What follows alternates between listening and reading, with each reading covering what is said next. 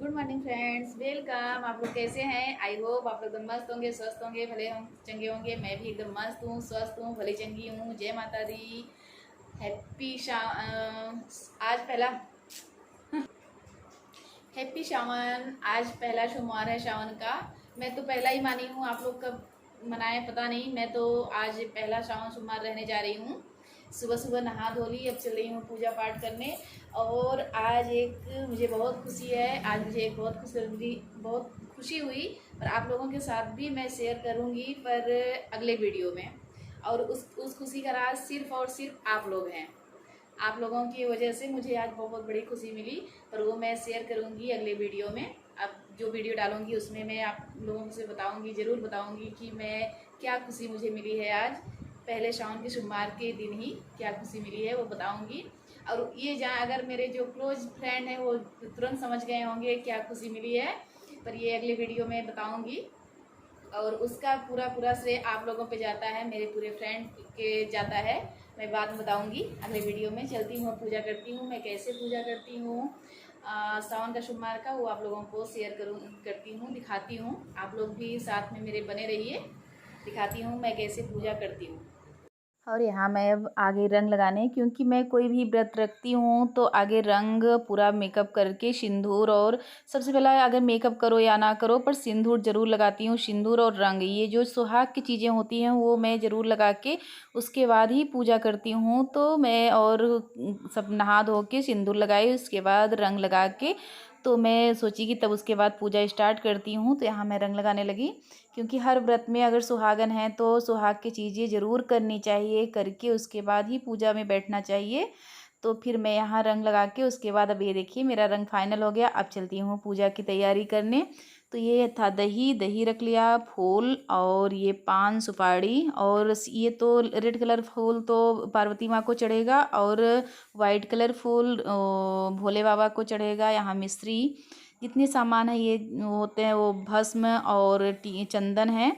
तो शिव भगवान को, भोले बाबा को तो हल्दी और सिंदूर तो चढ़ता नहीं। और ये चूड़ी है, पार्वती माँ को भी वहाँ रखती हूँ ना, पार्वती माँ की भी आगे पूजा करके, गणेश भगवान की पूजा करके तब शिव भोले बाबा की पूजा करती हूँ। ये बेलपत्र हैं और ये शहद है, और पूरे जितने मेरे सामान हैं सब लेके एक थाली में सजा के लेके तब जाऊंगी। नहीं तो एक एक चीज़ फिर ले आने पड़ेगा, तो इसलिए मैं पूरा चीज़ें लेके यहाँ से जाऊंगी।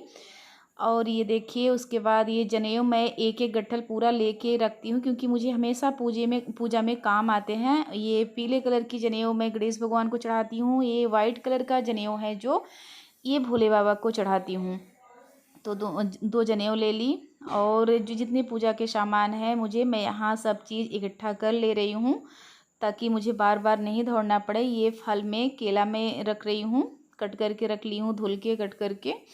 और गंगा जल, दूध भी गाय नहीं लगी है, दूध दही से स्नान कराती हूँ, शहद से। तो अभी दिखाती हूँ मैं कैसे कैसे पूजा करती हूँ। ये दीप है, और अगर धूप, दीप और कपूर, अगरबत्ती का यूज मैं नहीं कर रही हूँ यहाँ पूजे में। और ये जो सिंदूर और हल्दी ये सब लेके मैं पार्वती माँ को चढ़ाना है। और ये देखिए यहाँ आ गई बाहर। ये भोले बाबा को आगे सबसे पहले दही से स्नान कराना है। ये देखिए आगे हमने भोले बाबा को अच्छी तरह से धुल दिया था, वो नहीं दिखाई। आगे पूरी तरह से आगे पानी से, गंगा जल से पूरी तरह स्नान करा के धुल दिया। उसके बाद यहाँ मैं दही, और मैं स्नान नहीं कराती हूँ, क्योंकि भोले बाबा को स्नान हमारे यहाँ जेंट्स ही करवाते हैं।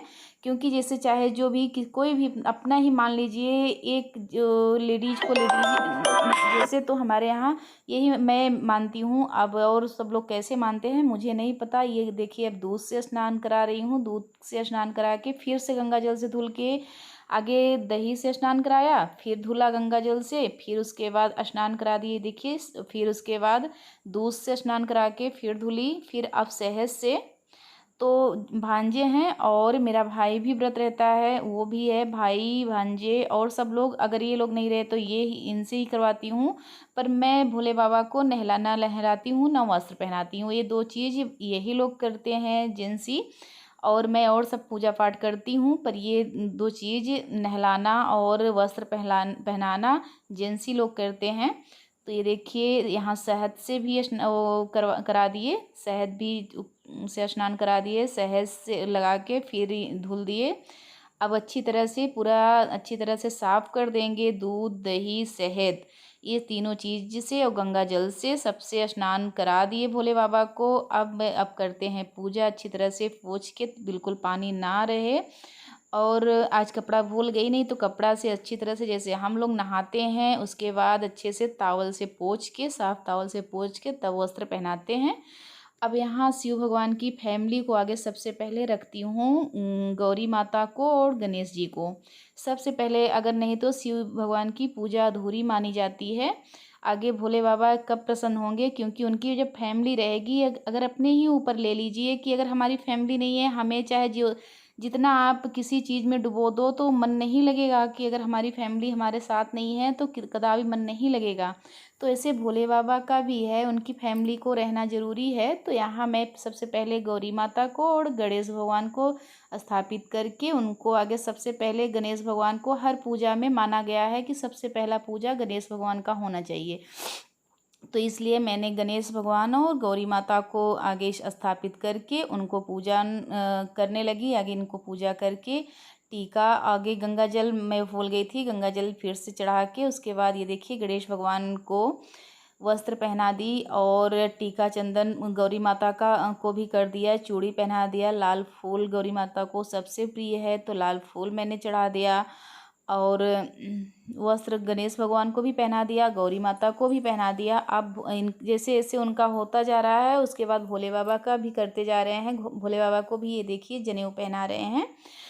तो फिर यहाँ सब कुछ गौरी माता को और गणेश भगवान को ये देखिए मिश्री और मूंगफली और फल ये सब चढ़ा के उसके बाद वहाँ गौरी माता की पूजन अच्छी तरह की हो गई। अब यहाँ भोले बाबा को भी इनको भस्म चढ़ाया जाता है। इनको हल्दी और सिंदूर बिल्कुल नहीं पसंद है, या इनको भस्म पसंद है। भस्म और चंदन, एक होता है रेड कलर का और भस्म, ये दो चीज़ से मैं टीक रही हूँ यहाँ। और ये देखिए अच्छे से 5-5 या 7-7 बार सब जितने हैं उनको टीका कर रही हूँ। टीका करके उसके बाद सब फूल और ये सब जो होता है वो करती हूँ। तो आगे सब हमें ध्यान रखना है कि आगे गौरी माता को और गणेश भगवान को सबसे पहले पूजा करके उसके बाद भोले बाबा का करना है, क्योंकि उनकी फैमिली है तो उनको ज़्यादा उनको बैठाना ही बैठाना है। अकेले भोले बाबा की पूजा नहीं करनी चाहिए कभी भी। तो यहाँ ये देखिए उनका हो गया, तो भोले बाबा की पूजा हम लोग करने लगे। माला, फूल ये सब चढ़ा रहे हैं। भोले बाबा को सफ़ेद फूल से ज़्यादा प्रिय है और सबसे ज़्यादा बेलपत्र से उनको लगाव है, तो बेलपत्र सब चढ़ाया जाता है। सावन में तो बिल्कुल चढ़ाया जाता है। तो बेलपत्र हमने चढ़ा दिया और फूल चढ़ा दिया, पहना दिया। और भाई भी व्रत है, भाई भी आ रहा है, तो दोनों लोग मिलके भोले बाबा को नहलाते हैं। तो भाई और भांजे दोनों लोग यही लोग नहलाते हैं और वस्त्र पहनाते हैं, जनेऊ पहनाते हैं। और जो भांग होता है ना वो भी चढ़ता है, तो यही लोग चढ़ाते हैं, मैं नहीं चढ़ाती हूँ भांग। और उसके बाद जो करना है जैसे मैं भी पूजा करती हूँ तो मैं भी अपना धूप दीप और कपूर ये सब मैं जलाती हूँ। ये दोनों लोग भी व्रत रहते हैं, ये दोनों लोग भी अपना अपना करते हैं। तो तीनों लोग यहाँ आ चुके हैं, सब लोग अपना अपना कर रहे हैं। तो फिर और थोड़ा सा केले में पानी चला गया था, वही निकाल रहे हैं। और ये देखिए सब धूप और दीप, धूप बत्ती आगे हम लोग कर रहे हैं। भाई थोड़ा सा कोई आ गया था इसीलिए चला गया, अब तक तो था भाई भी कर रहा था। अब यहाँ पूरा हो गया टीका चंदन। जो प्रसाद चढ़ाना था, प्रसाद भी भोले बाबा को मिश्री भी बहुत पसंद है तो मिश्री भी चढ़ा दिया मैंने। और पंचामृत पसंद है। और उसके बाद दूध दही से स्नान कराया ही, दूध दही शहद से स्नान करा दिया, गंगा जल से स्नान करा दिया। और आप पंचामृत भी चढ़ा सकते हैं, पंचामृत भी चढ़ता है। और शमी देव का पत्ता भी चढ़ता है उनको। सिर्फ हल्दी का यहाँ वो बचना चाहिए, हल्दी नहीं चढ़ानी चाहिए, ना सिंदूर भोले बाबा को लगाना चाहिए, ना तो व्रत में चावल चढ़ाना चाहिए, अक्षत जिसको हम लोग अच्छत बोलते हैं। अच्छत भी व्रत में बिल्कुल नहीं चढ़ाना चाहिए। और वैसे और दिन तो चढ़ाना चाहिए, तो खंडित चावल नहीं होना चाहिए, नहीं तो जितना आपको अच्छा नहीं होगा उतना नुकसान हो जाएगा। तो इसलिए अगर आप चढ़ा रहे हैं चावल तो इसका ज़रूर ध्यान दीजिए कि एक भी टूटा हुआ चावल ना हो, एकदम पूरा खड़ा खड़ा चावल हो। तो आप लोग ऐसे कर सकते हैं कि एक एक चावल खड़े खड़े बीन के रख सकते हैं, और जो टूटा हुआ चावल है उसे अलग कर सकते हैं, क्योंकि वहाँ उसमें भोले बाबा की पूजा में खंडित, किसी भी पूजा में खंडित चावल नहीं चढ़ाना चाहिए। टूटा हुआ चावल बिल्कुल नहीं चढ़ाना चाहिए। नहीं तो हम लोग कभी कभी देखते हैं मंदिर में ना, काफ़ी ढेर सारा चावल ले जाएंगे, चढ़ा देंगे टूटा हुआ, चाहे जैसे, पर ऐसा कभी भी नहीं करना चाहिए। खंडित चावल कभी भी नहीं चढ़ाना चाहिए भोले बाबा को, तो बिल्कुल नहीं। और अगर व्रत हैं तो व्रत में कभी भी अन्न का नहीं, अन्न कभी भी नहीं चढ़ाना चाहिए, क्योंकि हम लोग अगर व्रत हैं तो व्रत वाला ही चीज़ चढ़ाएं ताकि वो खा सकें। हम लोग अगर व्रत हैं तो उनका प्रसाद खा भी सके, ऐसा प्रसाद मान के उनका ग्रहण कर सकें। और वैसे भी, और व्रत के दिन तो चढ़ाया नहीं जाता। हमें जितना पता है कि व्रत के दिन अन्न का नहीं चढ़ाया जाता, अन्न नहीं चढ़ाया जाता। अन्न में ये चावल अच्छत भी अन्न ही हुआ, इसलिए इससे बचना है। तो यहाँ हम लोगों की पूजा लगभग हो चुकी है, जो धूप दीप यही बाकी है, ये दोनों लोग कर रहे हैं, मैं तो कर ली हूँ। और इस समय हवा बहुत तेज़ चल रहा है, तो इसलिए दीपक बुझे जा रहे हैं, क्योंकि थोड़ा सा इस समय बारिश का मौसम है ना, तो सबसे ज़्यादा यहाँ दीपक जलाने में ही बहुत दिक्कतें होती हैं। क्योंकि एक दीपक ये लोग जला रहे हैं, एक कपूर जलाते हैं तो दीपक बुझ जाती हैं, दीपक जलाते हैं तो कपूर बुझ जाती है, यही दोनों लोग अपना उसी में व्यस्त हैं। और मैं अपना लगभग पूजा कर ली हूँ, गौरी माता को भी और भोले बाबा को और गणेश भगवान को, सबको मैंने पूजा कर लिया जितना मुझसे आता है। और मैं ये नहीं कहती कि मैं बहुत ज़्यादा करती हूँ, ना ये कहती हूँ, जो मुझसे संभव हो सकता है, जितना मुझसे संभव हो सकता है उतना मैं करती हूँ।